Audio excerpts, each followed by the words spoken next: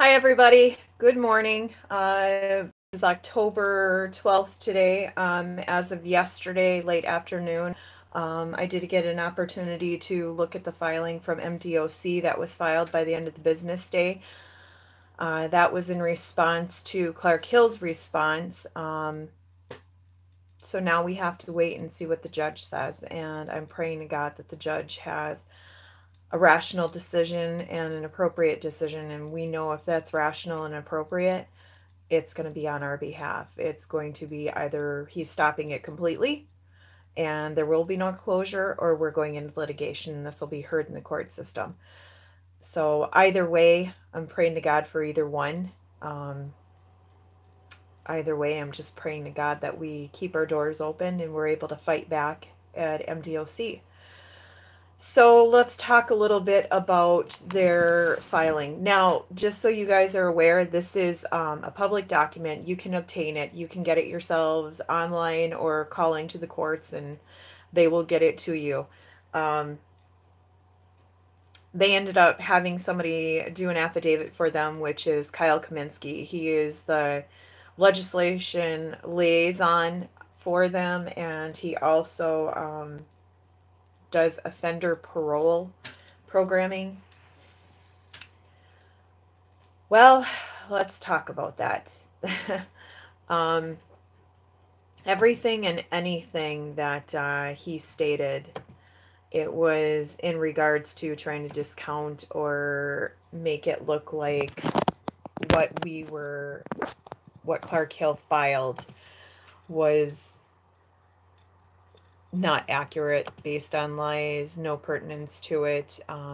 So it's a little infuriating because they're doing what they do best, trying to point the finger at everybody else and trying to say that we don't have a right to say anything. We have you know what I'm trying to say. They're doing everything and anything possible to actually discount everything Kill put into their response. So the reason why I resituated you is because I'm actually going to look at his response right now. And so basically he states in here that he is presently and at all times has been relevant to the lawsuit. Well, I don't know about his relevancy, but he thinks he's relevant. Anyways, he is the legislative liaison and the offender success reentry administrator. That's his official title. So this gentleman also happens to be a very good friend with Senator Cruz. And we all know about Senator Cruz now, don't we? So basically everything and anything that he says in his response here, it is trying to discount the reasoning behind, Marinesco Township filing in the first place, saying that they don't have pertinence or basis on even doing that. He also goes in here to say that, department leadership did not do anything strategically to try to close OCF. Well, hey, Kyle. Bullshit. That's right. Called you out on that. You and MDOC, there are actual emails that show that not only did you disregard the requests and the responses from OCF staff and the warden at OCF, but you repeatedly, over and over and over again, refused to answer them when they were asking you why you were not giving them prisoners, why you were taking away their programming, why you were not implementing programming, why you were refusing them. This is like well over a year ago. We're talking like the past few years, maybe 2-3 years. This has been in the works for a very long time. So, Kyle, you can make any kind of statement you want and have somebody notarize it. We know that you and everybody else at the MDOC top in Lansing Plaza are so full of it. There's not a one of you that could probably look a pope or anybody for that matter in the face and tell them the truth, because you guys have become class A liars. MDOC at the top, folks, is not going to tell you the truth. They are going to lie themselves right into a hole. And that's what we're hoping they've done. We are hoping that they have lied themselves right into a hole. You know, they have misappropriated funding. They have caused major losses of funding in MDOC. They right at the top. They're in my claims for misappropriation. Well, let's see. You waste funding. You wasted it in so many different sectors. But how about the infrastructure of facilities? Did you ever do any upgrades on some of these facilities? Because I know that we had $4 million worth of upgrades in the last couple of years, and you're going to close us down? That was $4 million wasted. That's what you're telling us? How many upgrades did you do to West Shoreline before you closed their doors? Because I'm going to tell you what, bad business much? Or was that you giving contracts away to people that are businesses that you're lining their pockets for votes possibly? I don't know, just making suggestions, throwing things out there. But you know, why would you put $4 million of upgrades into a facility in the last few years and then shut the doors? Do you guys have no idea what proactive work is? Because you have been dealing on reactive working habits in the last, I would probably say in the last 6-7 years. You guys have no idea how to run a business appropriately. No idea. Because when you work in a reactive state consistently, the way you guys have, you make huge mistakes. And we all know what kind of mistakes you've made. $1 million mistakes. $1 million mistakes. Food service. Your privatization idea. Wow, that really shot everybody in the foot, didn't it? Mental health care services. Yeah, you guys waste money that is not yours, and you have not been held accountable for it. So I'm going to tell you what, the people of this state need to start holding you accountable for every screw up you do. Everything. And Heidi Washington, when you walk away from that job, I'm hoping that this follows you everywhere you go. Every time you turn around and see something, I hope it's right there, straight in front of your face. Because I'm going to tell you what, I know people that have dealt with for years and struggled with mental health diseases. And you cannot tell me that by giving somebody a piece of paper saying, hey, you got your GED, that's going to wipe that slate clean for them. It's not.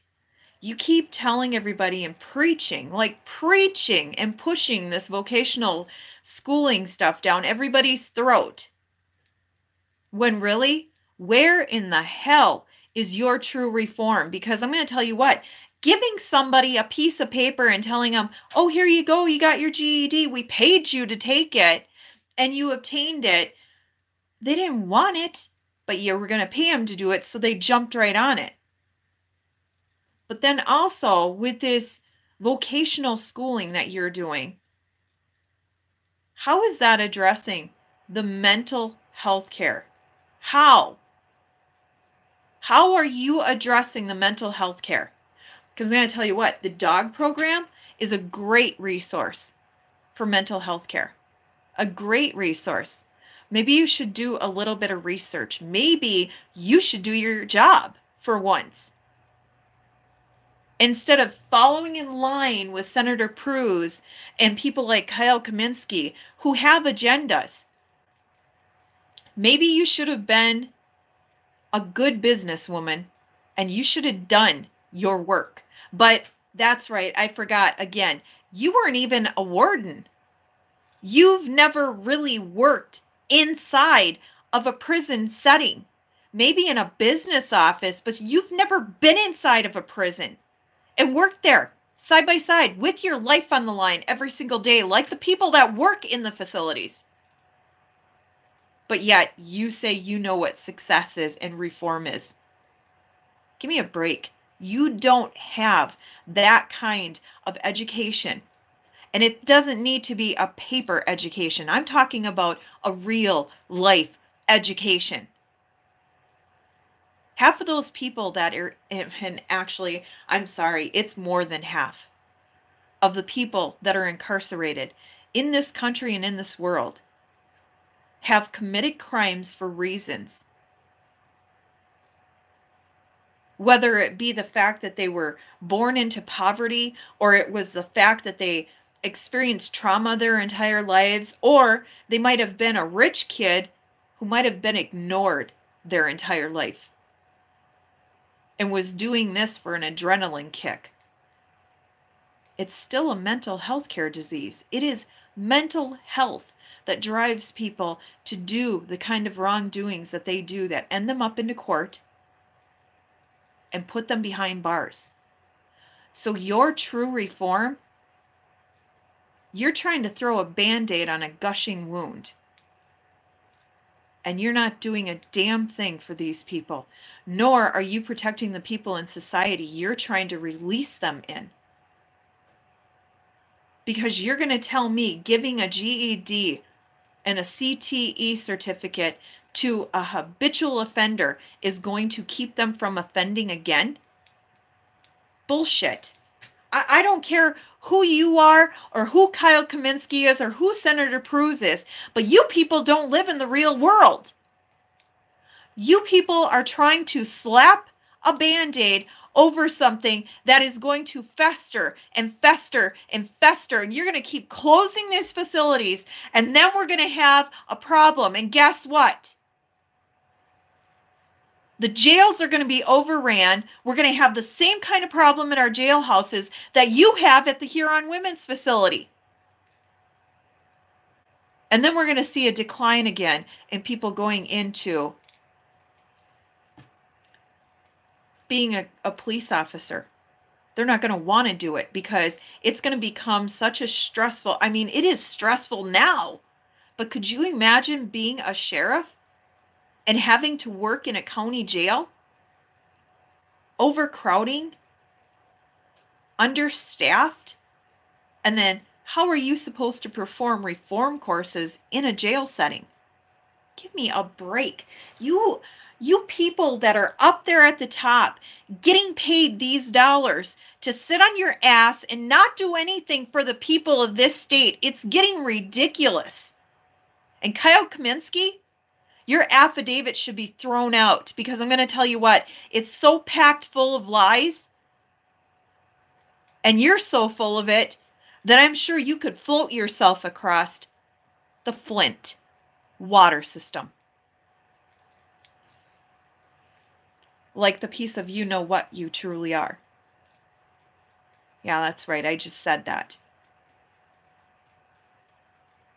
You know a little bit about that, don't you, Governor Schneider? Yeah. Let's throw you back under the bus, too, because I'll tell you what. You have your hand in this dirty pot, right along with Director Washington, Kyle Kaminski, Senator Cruz, and how many other people you got in your back pocket. And I'm going to tell you what, how did you choose Heidi Washington to be the Director of Corrections?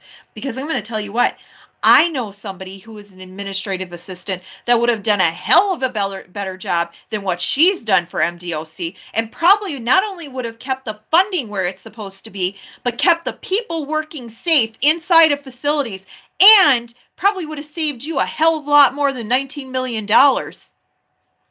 So do your work next time. Oh, wait a minute. That's right. You're not going to have a next time. Thank God you're not. But I sure hope you don't end up in any other seat to make more bad decisions like you've done. I think you've killed enough people, don't you? I am just grateful and thankful that our people have stood strong so far. And I pray to God that they continue to. Because I'm going to tell you what, if we started having people attempting and completing suicide, I would have raised a lot more awareness if that started to happen. Because I'm going to tell you right now, we can't afford to lose our people that way. We can't. And what you guys have done has caused undue stress. You have actually caused PTSD to these people. And do you know how you get PTSD? Do you know how that works in the brain? Because I know people that can't even sleep because of what you've done, the kind of choices you've made, and what you've done to these people.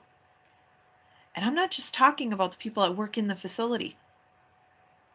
I'm talking about people that are worried about their families, people that are worried about their spouses, people that are worried about their children, people that are worried about their brothers and sisters. I'm talking about the kind of trauma that takes a long time to happen, but they experience that every single day when they go to work.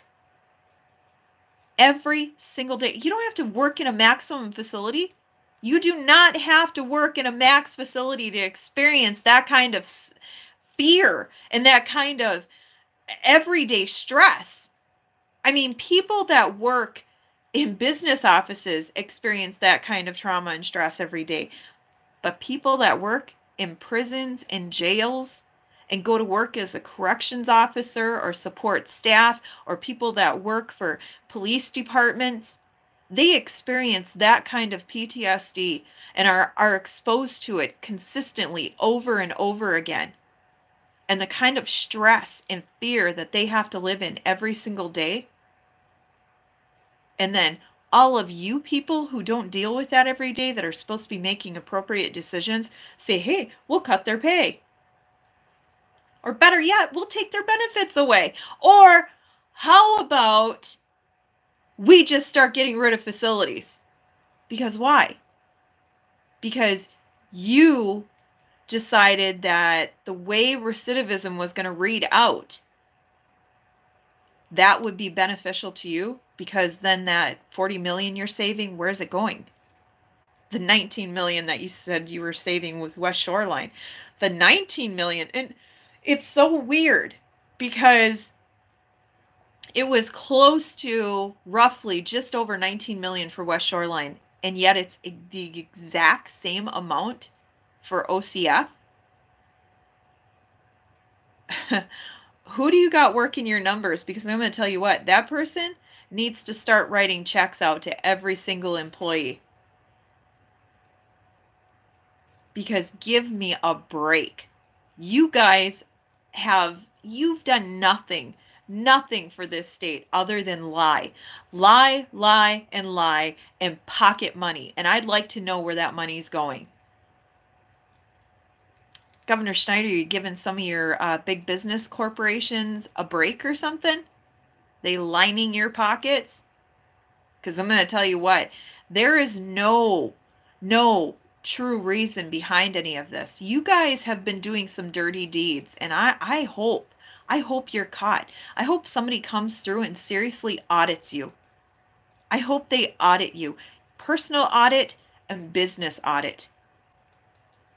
Somebody needs to check your bank account. Somebody needs to make sure that you don't skip the country soon, too.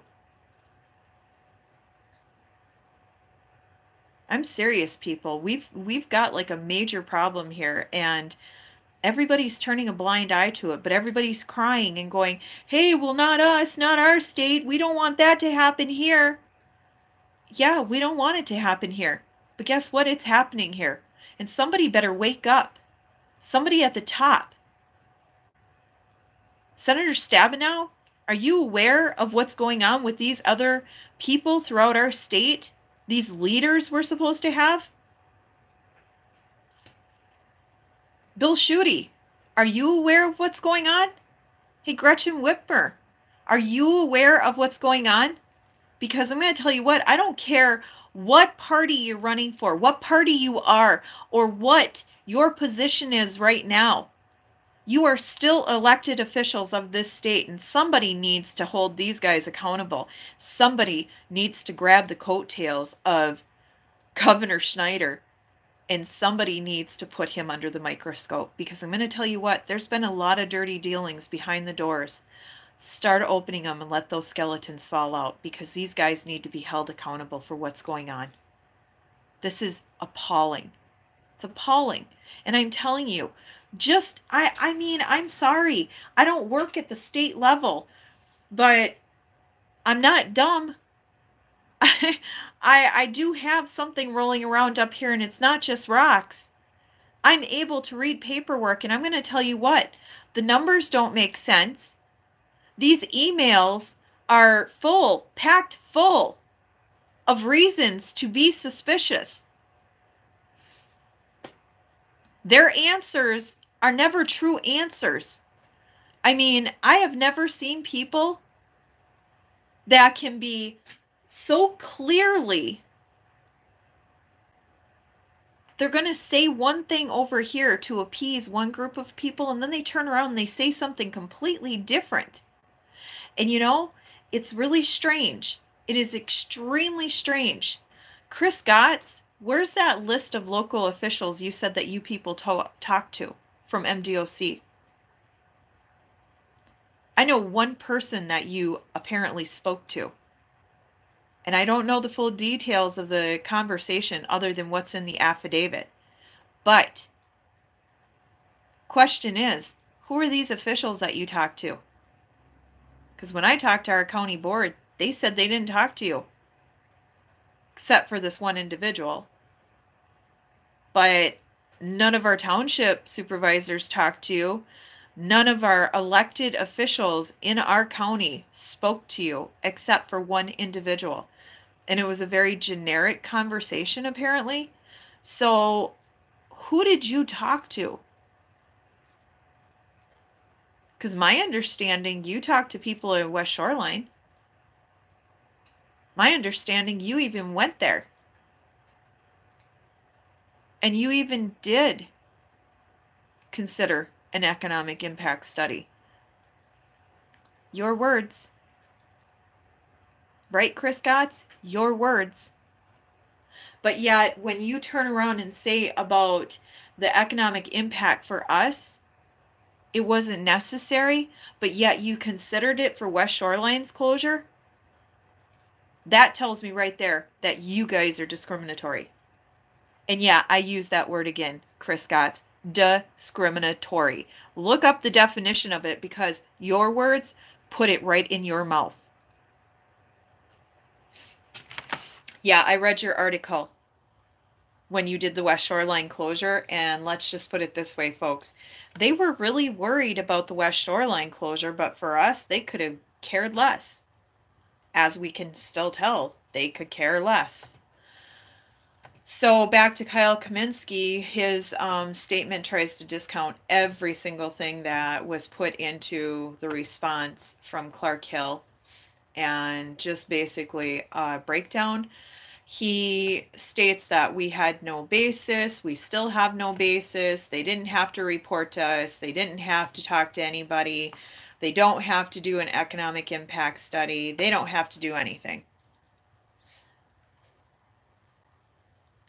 So that's exactly what he says in there.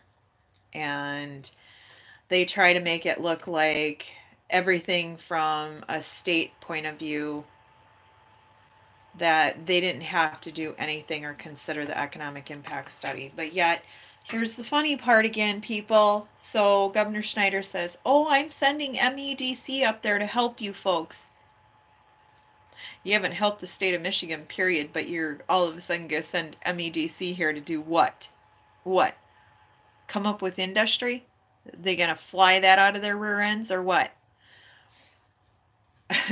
Help us obtain ambulance service. That's what you're probably going to do.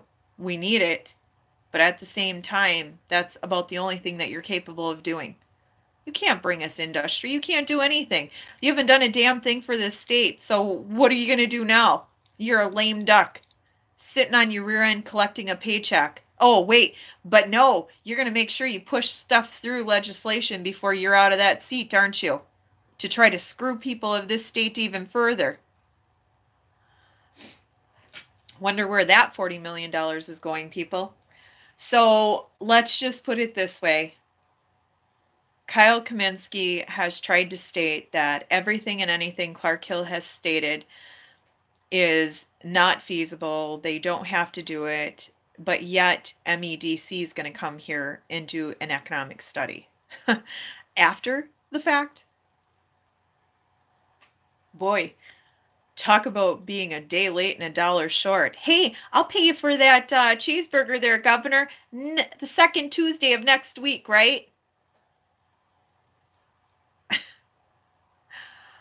Oh, there are so many words that I could use to describe the governor of our state right now, but I think I'd probably end up in jail for doing so. So I will refrain from doing it, even though 3 hots and a cot wouldn't be bad, right, folks? I'd essentially be paying for my own, I'd be paying for my own housing and food, right? At least hopefully in jail I wouldn't get maggots in my food. Right? You know, guys, I really thought after that filing yesterday I wouldn't be infuriated, but I was. I went through and I read it and I was like, wow, you've got to be kidding me again. You know, MDOC, I have never seen somebody such as yourselves. I have never seen so many dirty people in my life. You know, I could walk into a prison and probably find people that I'd be able to talk to much easier than you people at the state level. Very seriously. Because I'm going to tell you what, you guys belong behind bars. You should not be running anything. You shouldn't even be running a lemonade stand.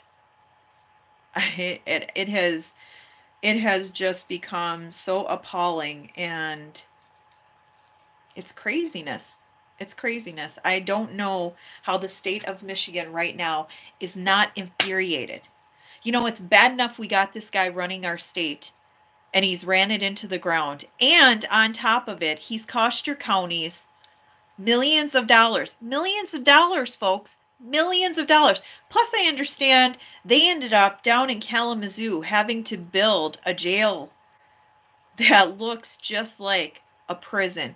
They had to build that big of a jail because of this problem we're having with recidivism. But hey, people, state's not paying for that. You're paying for it.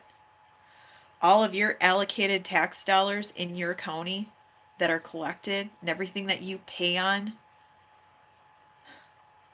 Wow. When you guys start paying your summer and winter taxes, you better start looking at what you're paying for.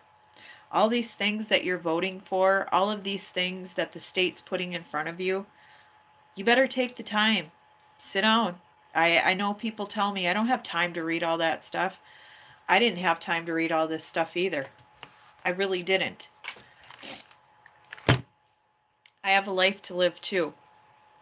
But I was concerned, and I'm concerned. And I'm very appalled at what I've been finding and the things that I've been discovering. And, you know, I have people that have told me left and right, you know, oh, I don't like Scott Diondas because Scott, you know, he's that party. And I don't like Ed McBroom because Ed's that party. Well, I'm going to tell you what, right now, for the state of Michigan, for the UP, anybody across the UP, not just over here on the West End, anybody across the UP should be grateful for all of these people.